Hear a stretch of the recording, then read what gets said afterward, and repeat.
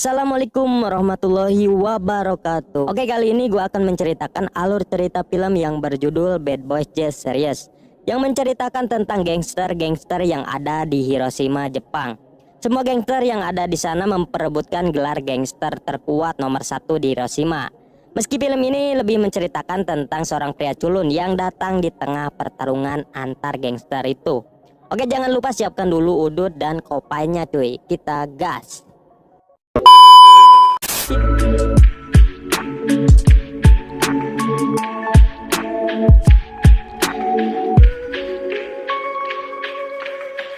Film diawali dengan diperlihatkannya sebuah geng di kota Hiroshima bernama Gokurakuchou yang sedang mendapatkan masalah karena gengnya itu telah diserang oleh geng lain bernama geng Case.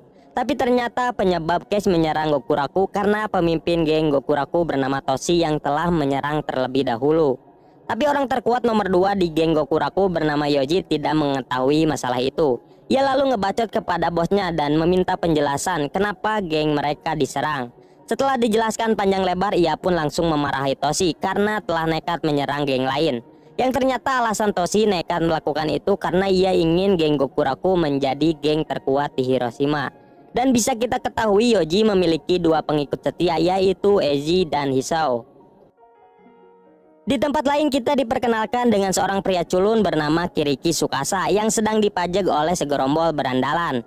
Tapi tiba-tiba datang Yoji yang membantu Tsukasa dan membuat para berandalan itu pun langsung kabur setelah mengetahui Yoji dari geng Gokuraku. Tapi Tsukasa harus merelakan barangnya yang telah diambil oleh berandalan itu.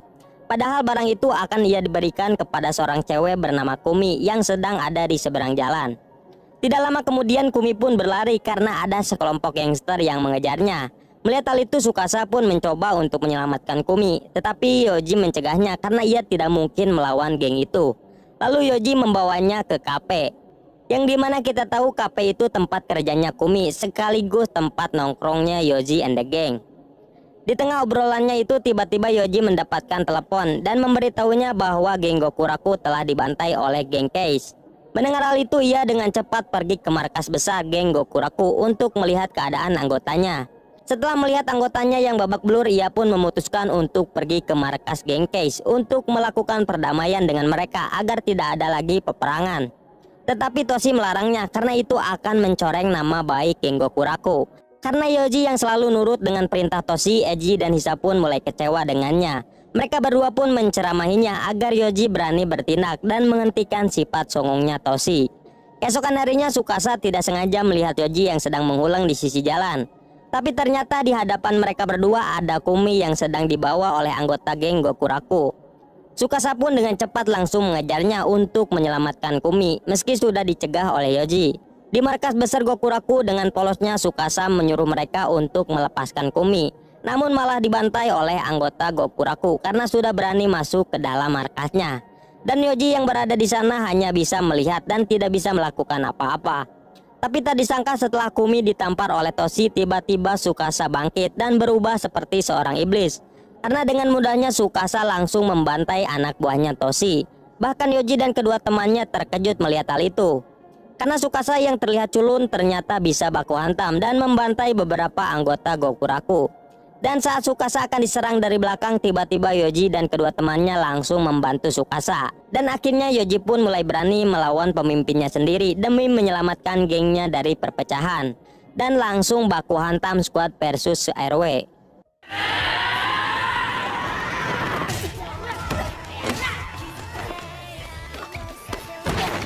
Dan terlihat baku hantam itu Tsukasa and the gang yang lebih unggul. Hingga akhirnya Tsukasa harus melawan ketua geng Gokuraku.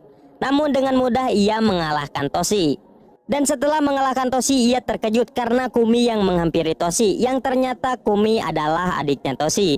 Mengetahui hal itu ia pun menyesal karena telah mengalahkan Toshi dan menyangka kalau ia akan gagal mendapatkan Kumi. Dan setelah pertarungan itu selesai, Toshi pun memutuskan untuk keluar dari geng Gokuraku karena telah dikalahkan oleh Tsukasa. Dan ia juga akan melakukan gencatan senjata dengan geng Case. Lalu ia juga menunjuk Tsukasa menjadi penggantinya sebagai ketua geng Gokuraku. Karena ketua geng yang baru ditentukan oleh ketua geng sebelumnya sesuai peraturan yang ada di Hiroshima. Mendengar hal itu, Yoji pun langsung mencari Tsukasa dan ia juga setuju bahwa Tsukasa akan menjadi pemimpin geng Gokuraku generasi ke-8. Tapi terlihat Tsukasa yang tidak mau menjadi seorang pemimpin karena tujuan dia hanya untuk melindungi dan mendapatkan cintanya Kumi meskipun belum mengenalnya. Keesokan harinya secara diam-diam Eiji bertemu dengan pacarnya bernama Mika. Yang ternyata Mika adalah anggota dari geng Naik, geng terkuat nomor 2 di kota Hiroshima. Dan pertemuan mereka berdua dilihat oleh pemimpin ketua geng Naik bernama Hiro. Melihat hal itu, Hiro pun langsung mengumpulkan anak buahnya untuk menyerang geng Gokuraku karena Eiji dan Mika yang telah melanggar peraturan, di mana dalam peraturan anggota geng tidak boleh berpacaran dengan anggota geng lain. Saat di kafe, Yoji mendapatkan kabar bahwa gengnya telah diserang oleh geng Naik. Lalu Yoji dan Tsukasa pun pergi ke markas besar dan menanyakan kepada anggotanya alasan geng Naik telah menyerang gengnya. Karena geng Naik tidak mungkin menyerang geng lain tanpa alasan. Dan di sini Eiji pun belum mengakui bahwa dia telah berpacaran dengan Mika yang menjadi penyebab gengnya diserang. Bersamaan dengan itu, Mika juga dibawa paksa dan diinterogasi oleh Hiro karena Mika yang telah melanggar peraturan. Tapi Mika menjawab bahwa sebenarnya dia tidak tahu bahwa Eiji adalah anggota geng Gokuraku. Lalu Eiji pun menelpon Mika untuk tidak bertemu dulu karena dia yang takut hubungannya diketahui oleh Yoji. Tapi ternyata saat ia sedang menelpon, di belakangnya sudah ada Hisao yang mendengar obrolan mereka berdua. Tapi Yoji yang baru mengetahui dari Hisao tentang Eiji dan Mika, ia pun langsung memarahi Eiji dan menyuruhnya untuk putus dengan Mika agar geng Naik tidak menyerang gengnya lagi. Hingga akhirnya Eiji malah pergi dari sana untuk mengulang di sisi jalan. Dan Tsukasa yang tidak mengetahui apa-apa langsung mengejar Eiji untuk menenangkannya. Di sana Eiji pun menceritakan semuanya bahwa ia telah berpacaran dengan Mika dan sebenarnya ia tidak mengetahui kalau Mika adalah anggota Naik. Tsukasa yang mengetahui hal itu, ia pun menyuruh Eiji untuk tetap melanjutkan hubungannya karena percintaan tidak bisa dicampur dengan sebuah aturan geng. Tapi setelah selesai mengobrol, Eiji malah nekat pergi ke markas besar geng Naik untuk menemui Hiro untuk menyelesaikan masalahnya. Di sana ia langsung disambut hangat oleh Hiro dan anak buahnya. Dan tanpa banyak bacot, ia pun langsung dihajar dan dikeroyok oleh mereka. Di tempat lain, Tsukasa yang datang ke kafe diberitahu oleh Kumi bahwa Yoji dan Hisao telah pergi setelah mendapatkan telepon dari Eiji. Mendengar hal itu, dengan cepat ia pun langsung pergi ke markasnya geng Naik untuk menyelamatkan mereka. Bersamaan dengan itu, Yoji dan Hisao yang sudah sampai di markasnya geng Naik melihat Eiji yang sudah babak belur oleh geng Naik. Tetapi Yoji dan Hisao hanya bisa terdiam karena disuruh untuk tidak ikut campur oleh Eiji. Dan tidak lama kemudian datang Tsukasa yang langsung ngebacot bahwa peraturan itu dibuat untuk diubah karena dia yang menolak dengan peraturannya itu. Di sini Hiro pun baru mengetahui Tsukasa adalah pemimpin baru geng Gokuraku. Dan akhirnya mereka bertiga pun kembali bersemangat dan langsung baku hantam dengan anggota Naik. Meski hanya bertiga, tetapi kekuatan Gokuraku tidak bisa diremehkan. Hingga akhirnya mereka semua tumbang dan tersisa hanya Hiro dan Tsukasa, ketua versus ketua. Oh iya.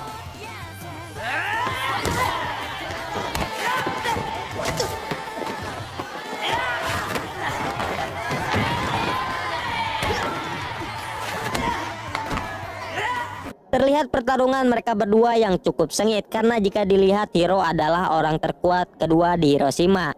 Namun hingga akhirnya Tsukasa mengeluarkan tonjokan ngajelengnya yang membuat Hiro kewalahan dan membuat Hiro sempoyongan dan satu kali tonjok aja bakal tumbang cuy. Namun itu tidak dilakukan oleh Tsukasa karena tiba-tiba ia malah menunduk dan memohon agar ia mengizinkan Eiji dan Mika tetap berpacaran. Padahal tinggal satajongan deui si Hiro pasti KO. Ditambah Eiji dan Mika yang sama-sama menunduk dan memohon juga agar hubungan mereka berdua tetap lanjut. Hingga akhirnya Hiro pun luluh dan mengizinkan mereka berdua berpacaran dan menghapus peraturannya itu khusus untuk kedua geng itu saja. Dan tak disangka kemenangan Tsukasa langsung tersebar cepat ke semua geng yang ada di Hiroshima. Termasuk geng Beast, geng terkuat nomor 1 di Hiroshima yang dipimpin oleh orang yang bernama Dano. Dan geng Beast ini memiliki anggota 3.000 orang, ditambah lagi mereka yang ternyata sudah menaklukkan 6 geng dan resmi bergabung ke dalam geng Beast. Dan setelah Tsukasa mengalahkan Hiro, membuat geng Gokuraku kini menjadi geng terkuat nomor 2 di Hiroshima. Namun sama dengan sebelumnya, Tsukasa tidak memperdulikan hal itu dan tidak ingin disebut sebagai ketua geng Gokuraku. Lalu kita diperkenalkan dengan orang terkuat nomor 2 di geng Beast bernama Kazu, yang ternyata ia adalah sahabat SMP-nya Yoji. Lalu Kaori, pacarnya Dano, mengambil alih terlebih dahulu gengnya itu, karena Dano yang kini sering mengulang dan ingin pensiun dari Beast, karena sudah tidak ada lagi lawan yang bisa membuatnya bangkit lagi. Lalu Sakuragi, orang terkuat nomor 3, dengan pelontongnya ia berniat untuk membantai geng Gokuraku agar menjadi bagian dari Beast. Kaju yang mendengar hal itu langsung melarang Sakuragi yang seenak jidat menyerang geng lain tanpa alasan. Karena selain itu di Gokuraku Kaju mempunyai teman. Lalu ia pergi menemui Yoji dan mengajaknya mengobrol berdua. Di sana Kaju mengajak Gokuraku untuk bergabung dengan geng Beast. Karena Kaju yang bermaksud baik agar Yoji and the Gang tidak dibantai oleh geng Beast. Namun Yoji tidak menjawab itu karena suka salah yang harus menentukannya. Saat sampai di markas besar, mereka berempat melihat anggota gengnya babak belur karena dibantai oleh geng Beast. Di sini mereka berempat pun menyangka kalau Kaju telah menjebaknya. Dengan cepat Yoji pun menelpon Kaju dan memberitahu keadaan itu. Tapi ternyata Kaju tidak mengetahui hal itu, yang ternyata serangan itu dilakukan oleh Sakuragi dan anak buahnya. Mengetahui hal itu, Kaju pun langsung memarahi Sakuragi dan hampir saja baku hantam. Keesokan harinya Tsukasa and the Gang memutuskan untuk menolak bergabung dengan geng Beast karena mereka berempat yang tidak terima setelah anggotanya diserang oleh Beast. Tidak lama kemudian Erika, pacarnya Hiro, pun datang dan memperingatkan untuk tidak membuat masalah dengan geng Beast. Karena dulu juga Hiro pernah bentrok dengan geng Beast yang membuat gengnya malah dibantai habis oleh Dano. Dan Beast bukanlah lawan seimbang untuk Gokuraku. Di markas besar geng Beast, Kaju berpidato bahwa gengnya telah berhasil menguasai semua geng yang ada di Hiroshima. Tapi dengan pelontongnya Sakuragi langsung ngebacot dan ngebantah bahwa masih ada geng Gokuraku yang belum resmi bergabung. Kemudian ia pun mengajak anggota geng Beast untuk pergi membantai geng Gokuraku agar mau bergabung. Di tempat lain, Tsukasa dan Yoji yang sedang berjalan, tiba-tiba Yoji mendapatkan pesan dari Kaju yang mengajaknya bertemu di markas geng Beast. Dengan cepat Yoji pun langsung pergi ke sana. Tapi saat sampai di sana ternyata sudah ada Sakuragi dan anak buahnya yang menunggunya. Yang ternyata Yoji sudah dijebak oleh Sakuragi agar datang ke sana dengan mengambil HP-nya Kaju, dan mereka pun langsung menghajar dan mengeroyok Yoji hingga babak belur. Bersamaan dengan itu, Tsukasa yang menuju ke kafe tidak sengaja bertemu dengan Kaju. Lalu ia pun menanyakan tentang Yoji yang ingin bertemu dengannya. Namun Kaju tidak merasa memberi pesan kepada Yoji dan dengan cepat pergi ke markas Beast bersama Tsukasa. Dan saat sampai di sana, benar saja ternyata Yoji sudah babak belur oleh Sakuragi dan anak buahnya. Tsukasa yang melihat hal itu langsung mengajar Sakuragi hingga ngacleng. Dan disinilah akhirnya Tsukasa pun mengakui bahwa dirinya adalah pemimpin geng Gokuraku generasi ke-8. Dan langsung ngamuk di sana karena melihat Yoji yang babak belur. Dan baku hantam itu terdengar oleh Dano yang sedang menghulang.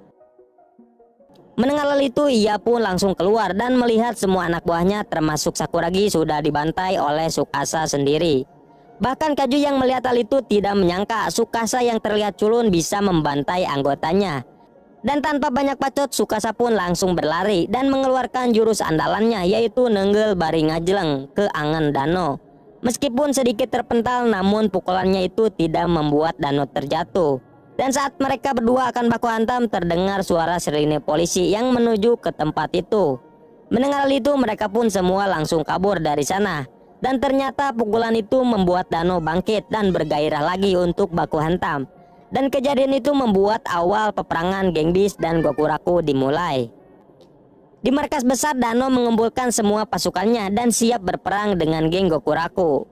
Namun sebelum perang dimulai, Kaju menemui Yoji dan mengucapkan terima kasih kepada Tsukasa karena telah membuat Dano bangkit kembali. Karena Tsukasa satu-satunya orang yang berhasil membuat Dano bangkit. Dan sebenarnya Dano hanya ingin Baiwan dengan Tsukasa. Lalu Kaju menyuruh Yoji untuk keluar dari gengnya karena dia yang tidak akan segan-segan menghajar Yoji jika peperangan dimulai. Setelah obrolan mereka selesai, Yoji pun menceritakan kepada Eiji dan Hisao, lalu memintanya untuk tidak memberitahukan kepada Tsukasa karena itu akan membahayakannya jika Tsukasa ikut berperang. Singkat cerita, terlihat semua anggota Beast yang sudah bergerak dan menuju ke markasnya geng Gokuraku. Tapi saat di sana ternyata hanya ada Yoji, Eiji dan Hisao saja, karena dengan mereka bertiga saja sudah cukup untuk menghajar Beast. Meski terjadi perbacotan dulu hingga akhirnya Dano menyuruh anggotanya langsung menyerang. Bersamaan dengan itu Tsukasa datang ke kafe seperti biasa. Di sana ia bersantuy karena tidak mengetahui Yoji dan kedua temannya sedang berperang melawan geng Beast. Tidak lama kemudian datang Mika yang sedang mencari Eiji, karena dia yang khawatir setelah mendengar rumor dari geng lain bahwa Beast dan Gokuraku akan berperang.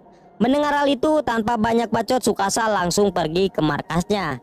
Sedangkan Yoji and the gang yang sedang berusaha melawan mereka mulai kewalahan karena anggota geng Beast terus bertambah. Tapi seketika pertarungan itu terhenti setelah Tsukasa datang ke sana. Dan disinilah terjadi baku hantam terepik untuk menentukan siapa yang terkuat di Hiroshima antara Dano dan Tsukasa. Dalam pertarungan itu terlihat mereka berdua yang sama-sama kuat meski terlihat Dano sedikit lebih unggul. Tapi di tengah pertarungan itu saat Tsukasa dan Dano akan petenggel-tenggel, tiba-tiba Sakuragi menyerang Tsukasa dari belakang hingga terjatuh. Dano yang melihat hal itu langsung mengajar Sakuragi karena telah mengganggunya Baiwan dengan Tsukasa. Lalu Dano pun mengelurkan tangannya dan membantu Tsukasa berdiri, lalu meminta maaf karena Sakuragi yang berbuat kotor kepadanya. Dan suatu saat mereka akan kembali menyelesaikan masalahnya itu. Lalu Dano pun mengajak semua anggotanya untuk pergi dari sana. Ending yang mantap sekali. Ya meskipun belum ending ya kan, karena ini masih episode ketiga ya. Masih ada lagi episode selanjutnya cuy. Semoga bisa lebih seru dan menantang.